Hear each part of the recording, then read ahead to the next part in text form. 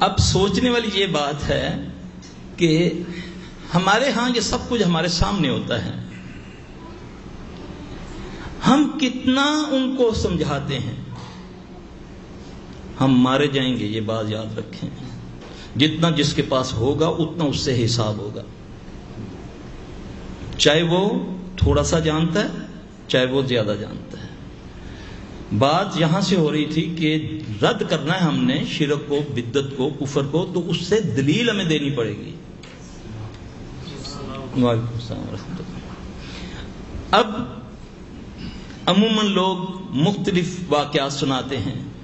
ہم گئے جی ایک جگہ، رات کا وقت تھا، سلف صاحب آپ ایسے ہی رد کر رہے ہیں، رات کا وقت تھا، ہم وہاں پہنچے، ایک مزار کو انہوں نے نام لیا، وہاں کے مجاور نے ہمیں سی آف کیا، بند ہو چکا تھا سارا۔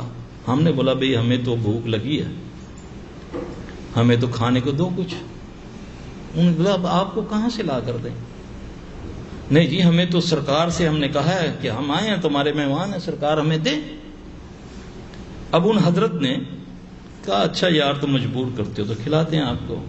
ہمارے سامنے اس نے ایک برتن رکھا خالی، چادر بچھائی، علی کا نام لیا، اس کو چادر کو کھینچا تو ہے مرغ دھوئیں نکل رہے ہیں، اور ساتھ وہ سارا چاول وغیرہ ہم نے بڑے کھائے۔ یہ ہے ولیوں کی نشانی۔ میں نے کہا یار نبی پاک صلی اللہ علیہ وسلم کے پاس تو یہ کچھ نہیں تھا، کیونکہ آپ تو پتھر باندھ لیتے تھے، کھجور کھانے کو نہیں ملتی تھی۔ تو یہ میں بتاؤں یہ کیا ہے؟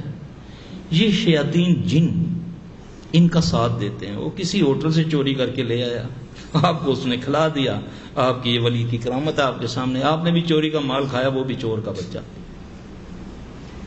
اور ریئلی ایسا ہوتا ہے۔ یہ شبدہ، یہ نمک کی چینی بنا دینی، یہ رومال کو آگ لگا کر اس کو یہ کر دینا، یہ شبدہ بازی ہے۔ کرامت کیا ہے؟ کرامت یہی ہوتی ہے کہ بندہ اللہ سے ڈرتا ہے، خلوت میں بھی جلوت میں بھی، حرام کو نہ دیکھتا ہے نہ سنتا ہے نہ کہتا ہے۔ یہ ہے کرامت کہ برائی اس کو دعوت دیتی ہے، وہ اس سے بچتا ہے، چاہے وہ اکیلے میں ہے چاہے وہ عام۔ یہ ہے خلوت۔